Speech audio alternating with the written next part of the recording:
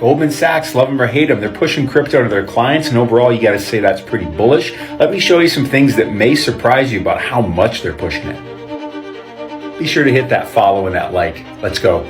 On their site, they have a whole page dedicated to teaching people about blockchain. So here's the start of it. Now let me show you. They made a whole thing with 4 chapters. Number 1, what is blockchain? As you scroll through, it gives you a lot more education and in-depthness, really educating people that don't understand blockchain at all. And here's chapter 2, explaining how does it work. Chapter 3, blockchain in action. Chapter 4, beyond the first step. So what they've done here is, and go, I'll put the link up here.